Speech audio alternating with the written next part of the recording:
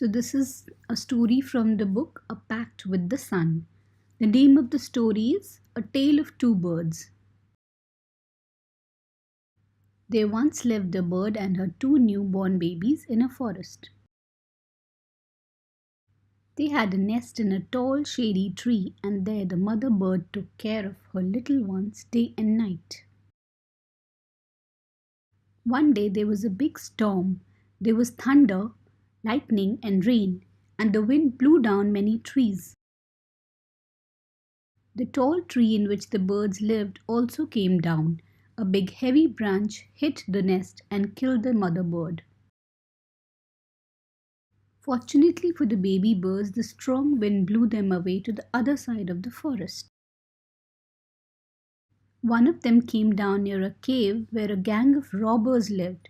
The other landed outside a rishi's ashram, a little distance away.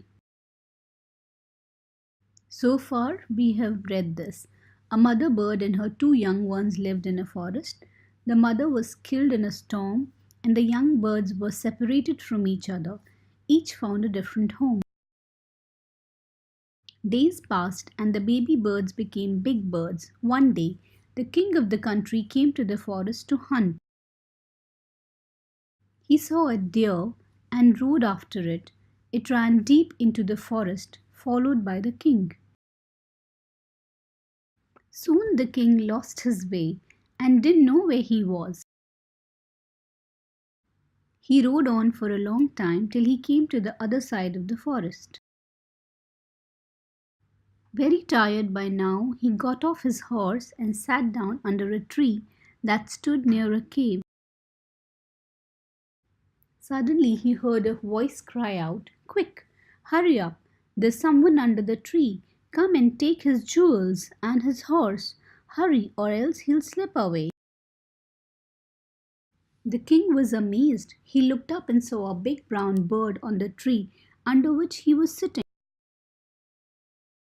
He also heard faint noises issuing from the cave.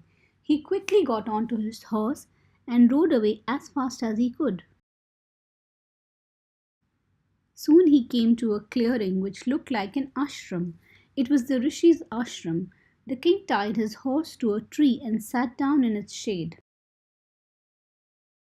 Suddenly, he heard a gentle voice announce, "Welcome to the ashram, sir. Please go inside and rest. The rishi will be back soon. There's some cold water in the pot. Please make yourself comfortable." The king looked up and saw a big brown bird in the tree. He was amazed.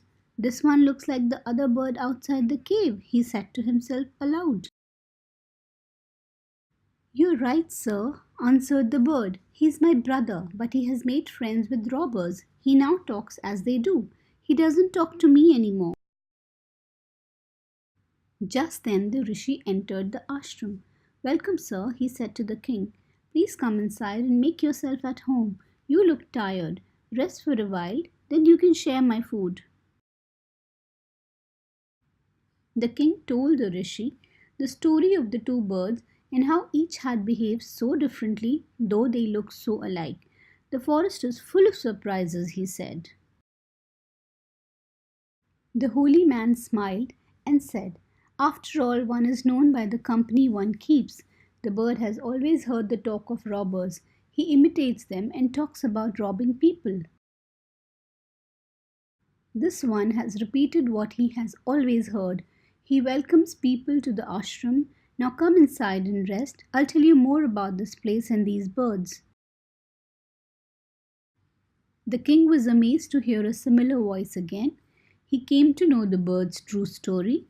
He met the rishi who explained the behavior of each bird. How did the two baby birds get separated?